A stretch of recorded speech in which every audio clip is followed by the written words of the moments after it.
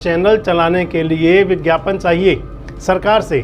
बेटे को राज्यसभा में भेजना होता है तो वोट चाहिए बीजेपी से, सरकार से, और किसी काम का श्रेय लेना हो तो लेना चाहते हैं सरकार से। इन लोगों का कहना होता है कि पीएम और सीएम तो ठीक हैं, असीम गोयल खराब है।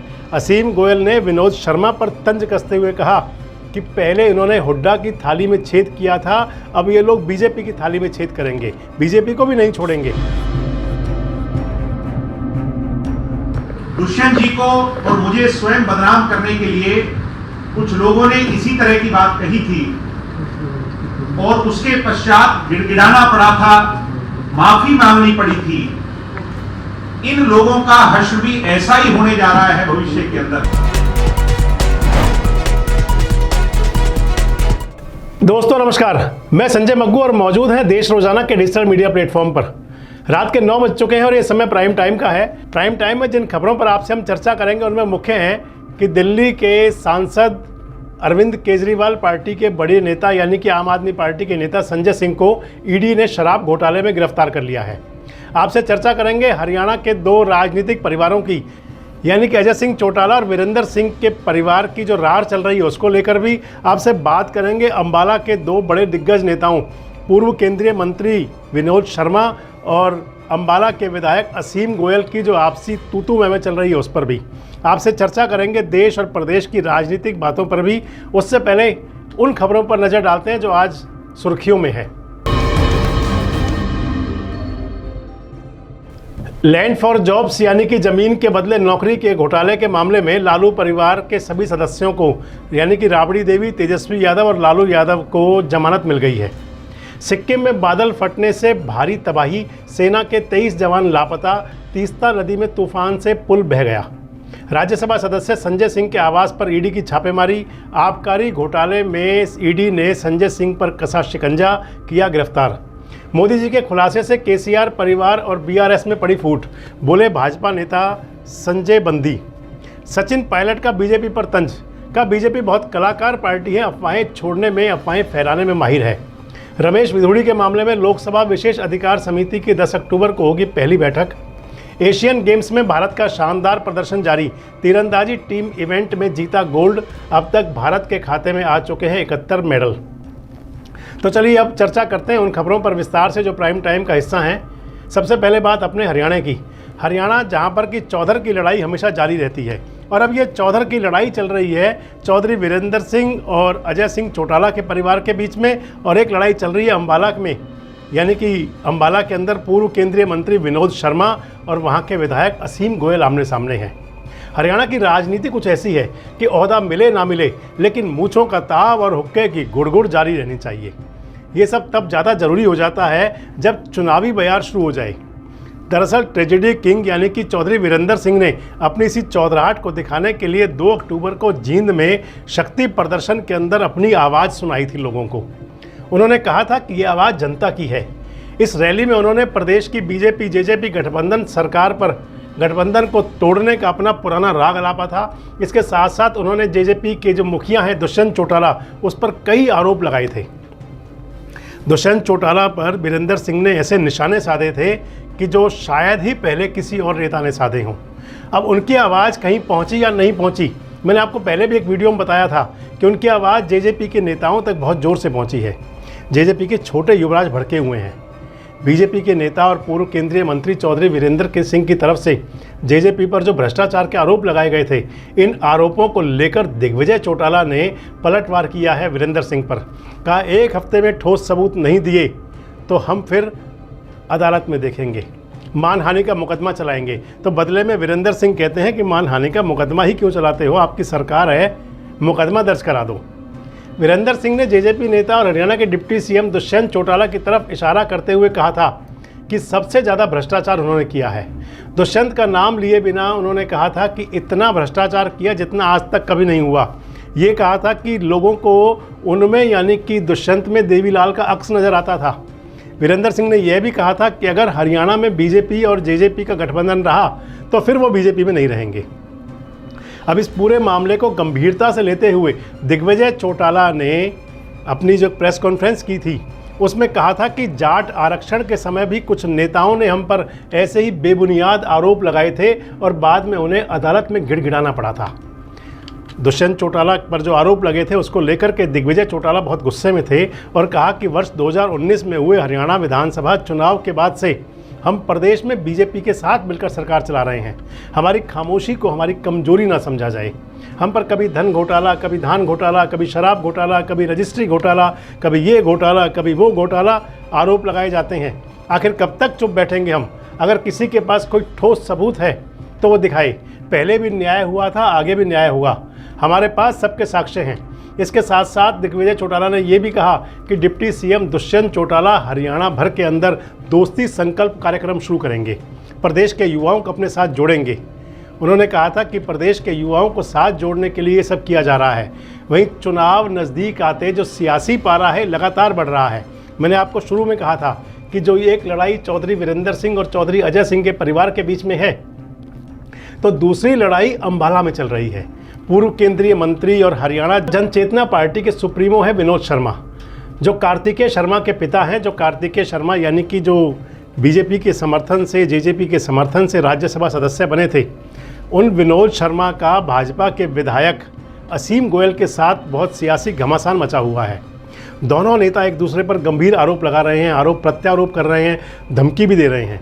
अंबाला सिटी के भाजपा विधायक असीम गोयल ने तो यहाँ तक कहा है कि अभी तो आपने पिक्चर का ट्रेलर देखा है, ये सब प्रवासी पक्षी हैं। साल 2014 में चुनाव लड़ने के बाद 2019 तक कहीं नज़र नहीं आए थे। झूठे वादे करके मेयर जो बन गए विनोद शर्मा की पत्नी, ये आरोप लगा रहे हैं असीम गोयल, कह रहे हैं कि झूठे वादे करके विनोद शर्मा की पत्नी शक्ति शर्मा मेयर तो बन गई, लेकिन उन्होंने कोई वादा पूरा नहीं किया। असीम गोयल ने विनोद शर्मा पर निशाने साधते हुए कहा है कि श्रीमान सुपर सीएम साहब, देखा होगा आपने, विधायक ने चेतावनी दी है कि मैं भी यहीं खड़ा हूँ, देखना है और देख लें कि आज देख लें, कल देख लें, जब आपका जी चाहे तब देख लें। हालांकि जो उनकी जो अंदाजे बयां था वो तो कुछ तू तड़ाक वाला था। और ये भी कहा कि इन धमकियों से ना मैं कभी डरा हूँ और ना मैं कभी डरूंगा। मैंने अपने स्वाभिमान से आज तक कभी समझौता नहीं किया। असीम गोयल साहब कहते हैं कि इन लोगों को, यानी कि विनोद शर्मा के परिवार पर निशाना साधते हुए कहते हैं कि इन लोगों को चैनल चलाने के लिए विज्ञापन चाहिए सरकार से। बेटे को राज्यसभा में भेजना होता है तो वोट चाहिए बीजेपी से, सरकार से, और किसी काम का श्रेय लेना हो तो लेना चाहते हैं सरकार से। इन लोगों का कहना होता है कि पीएम और सीएम तो ठीक है, असीम गोयल खराब है। असीम गोयल ने विनोद शर्मा पर तंज कसते हुए कहा कि पहले इन्होंने हुड्डा की थाली में छेद किया था, अब ये लोग बीजेपी की थाली में छेद करेंगे, बीजेपी को भी नहीं छोड़ेंगे। असीम गोयल कहते हैं कि विनोद शर्मा जो सरकारी नौकरी और इन मामलों में जो आरोप लगा रहे हैं मुझ पर, ये आरोप मुझ पर नहीं है, पूरी सरकार पर है, सरकार की पॉलिसी पर है और मुख्यमंत्री को कटघरे में खड़ा कर रहे हैं। तो यानी कि मान लिया जाए कि असीम गोयल भी पूरे गुस्से में हैं, विनोद शर्मा पर पूरे तंज कस रहे हैं। वैसे आपको बताएं कि असीम गोयल को अब की बार जब विधानसभा का सत्र था तो हरियाणा का सर्वश्रेष्ठ विधायक चुना गया था, 1 लाख रुपये का इनाम मिला था। असीम गोयल साहब ने गोलगप्पे भी खिलाए थे, जो हुड्डा साहब ने और मनोहर लाल जी ने इकट्ठे खाए थे। अब मान लें कि कभी विनोद शर्मा हुड्डा साहब के खासम खास हुआ करते थे, तो आज जो उनके पुत्र हैं कार्तिकेय शर्मा, वो बीजेपी के राज्यसभा सदस्य भी हैं, बीजेपी के समर्थन से मनोहर लाल जी के पक्ष में बयान भी देते हैं। लेकिन अब असीम गोयल साहब सबसे बीच में आए हैं तो मान लिया जाए कि कुछ विवाद तो बड़ा है। अब ये विवाद कहाँ तक जाएगा ये भी समय के गर्भ में है। तो ये तो हरियाणा की बात थी। अब आपसे बात करते हैं देश की सियासत की। चुनाव की आहट के बीच आज देश की राजधानी दिल्ली में जो खबरें चली, जिसने सियासी गलियारे में पूरा हंगामा खड़ा कर दिया, वो थी कि आम आदमी पार्टी के राज्यसभा सदस्य संजय सिंह के आवास पर ईडी ने छापेमारी की। ये छापेमारी दिल्ली की जो विवादित शराब नीति, जो शराब घोटाले का जिसको नाम दिया जा रहा है, उसको लेकर थी। इससे पहले संजय सिंह के करीबियों के यहाँ भी छापे लगे थे। शराब घोटाले की चार्जशीट में भी संजय सिंह का नाम था। तो वहीं दिल्ली के डिप्टी सीएम मनीष सिसोदिया भी शराब नीति घोटाले में गिरफ्तार हुए हैं, जेल में हैं इस समय। अब जब ये छापेमारी हुई तो इस छापेमारी को लेकर संजय सिंह ने हालांकि पहले ये कहा कि महिला सशक्तिकरण पर मुझे कार्यक्रम में भाग लेने जाना था, मुझे ताइवान जाना था, लेकिन सरकार ने राजनीतिक मंजूरी नहीं दी, इसलिए वे जा नहीं सके। और वो ताइवान तो जा नहीं सके, लेकिन ईडी उनके घर पहुंच गई। सुबह 7 बजे से लेकर रात शाम को लगभग 10 घंटे तक उनके यहाँ छापेमारी की कार्रवाई जारी रही और देर शाम को संजय सिंह को ईडी ने गिरफ्तार कर लिया। अब ईडी की गिरफ्त में है संजय सिंह और इसको लेकर राजनीति पूरे जोरों पर है। इस मामले पर दिल्ली के मुख्यमंत्री अरविंद केजरीवाल कह रहे हैं कि जो बीजेपी सरकार है, ये सरकार जो एनडीए की सरकार है, इनको लग रहा है कि इनकी सरकार जा रही है, इसलिए विपक्ष के नेताओं पर कार्रवाई कर रहे हैं और ये कार्रवाई आगे भी तेज होंगी। आम आदमी पार्टी के कई प्रवक्ता भी इसमें आए और इस सब के बीच यानी कि जब तक संजय सिंह की गिरफ्तारी हुई उससे पहले ही भारतीय जनता पार्टी के कार्यकर्ताओं ने, नेताओं ने मुख्यमंत्री अरविंद केजरीवाल के खिलाफ जोरदार प्रदर्शन भी किया। दिल्ली आईटीओ के चौराहे पर होर्डिंग लगाए गए और केजरीवाल के इस्तीफे की मांग की गई। जो पोस्टर चस्पा लिए गए उस पर लिखा गया है कि शराब घोटाले के सरगना केजरीवाल के साथी ही बने सरकारी गवाह। केजरीवाल से इस्तीफा भी मांगा गया। आम आदमी पार्टी की तरफ से कहा जा रहा है कि संजय सिंह लगातार पीएम मोदी और अडानी का मुद्दा उठाते थे, बस यही वजह है कि उनके आवास पर ईडी पहुंची है। इस मसले को लेकर तमाम विपक्षी पार्टियों ने अपने जो बयान दागे हैं और ये कहा है कि ईडी, आईटी और सीबीआई ये सब सरकार के तोते हैं और सरकार के आदेश पर ये सब कुछ चल रहा है। आम आदमी पार्टी के तमाम नेता जांच एजेंसियों के रडार पर आ चुके हैं। पिछले साल मई में आम आदमी पार्टी के जो मंत्री थे सत्येंद्र जैन, स्वास्थ्य मंत्री, उनको गिरफ्तार किया गया था। फिलहाल अंतरिम जमानत पर हैं अपनी पत्नी की बीमारी के चलते। मनीष सिसोदिया को गिरफ्तार किया गया। मनीष सिसोदिया अब तक जेल में है। तो मान लिया जाए कि अब संजय सिंह की गिरफ्तारी हो गई है और ईडी ने गिरफ्तार किया है और वही शराब घोटाला है।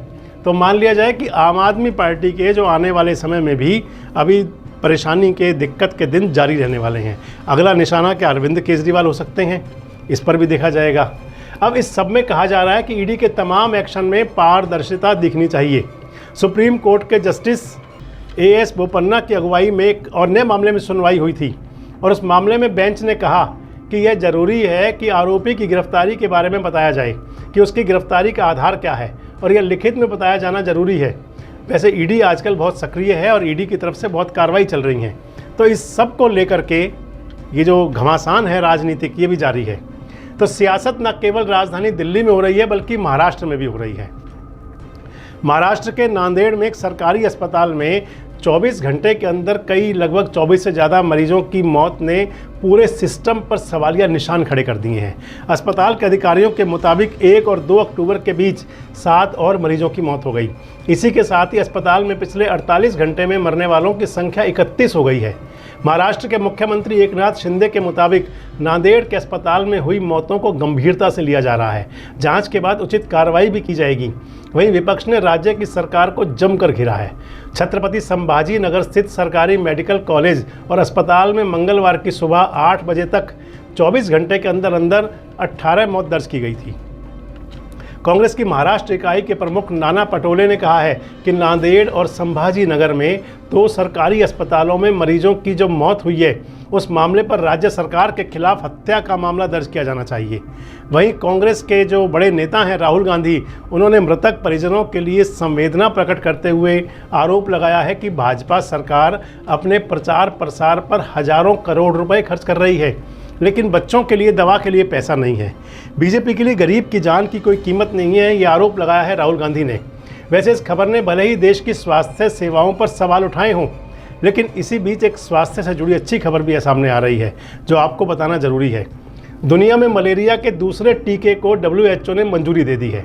इस टीके का नाम है R21 मैट्रिक्स M। इससे दुनिया में मलेरिया के दूसरे टीके का आने का रास्ता साफ हो गया है। अब उम्मीद जताई जा रही है कि ये टीका अगले साल तक बाजार में आ जाएगा। इस टीके की एक डोज की कीमत 166 रुपये से 332 रुपये के बीच हो सकती है। इस वैक्सीन को ऑक्सफोर्ड यूनिवर्सिटी ने खोज निकाला है। दुनिया के सबसे बड़े वैक्सीन निर्माता भारत के सीरम इंस्टीट्यूट ऑफ इंडिया इसे बना रहा है। इस टीके का ट्रायल 4 देशों में हुआ है, जो है घाना, नाइजीरिया और बुर्किना फासो। इस टीके का इस्तेमाल इन देशों में किया जा रहा है। विश्व स्वास्थ्य संगठन यानी कि WHO ने वर्ष 2021 में मलेरिया के पहले तक RTS-SASO1 को मंजूरी दी थी। आपको बता दें कि हर साल दुनिया भर में मलेरिया से लगभग 5 लाख लोगों की मौत हो जाती है। 67% लोग यानी कि लगभग 3.25 लाख लोग, इनमें से 5 साल के कम उम्र के बच्चे होते हैं। वहीं 3,38,000 मामले भारत में आए थे वर्ष 2019 में। जिनमें से 77 मौत हुई थी, यानी कि 77 लोग मर गए थे मलेरिया से। WHO का मानना है कि वैक्सीन से मलेरिया के हर 10 में से 4 मामले रोके जा सकते हैं। गंभीर मामलों में से 10 में से 3 की जान बचाई जा सकती है। तो ये एक अच्छी खबर है कि अगर ऐसा होता है तो उसके बाद में मलेरिया मुक्त दुनिया, मलेरिया मुक्त भारत की तरफ हमारे कदम बढ़ सकते हैं। तो चलिए आज के प्राइम टाइम में इस अच्छी खबर के साथ आपसे इजाज़त लेते हैं। कल फिर मिलेंगे कुछ उन खबरों के साथ, कुछ उन मुद्दों के साथ जो रखते हैं आपसे सरोकार। तब तक अपना बहुत ध्यान रखें। शुभ रात्रि। हमारे साथ जुड़े रहने के लिए देखते रहिए देश रोजाना का YouTube चैनल। सब्सक्राइब कीजिए, साथ ही देश रोजाना की खबरें सबसे पहले देखने के लिए प्रेस कीजिए बेल आइकन।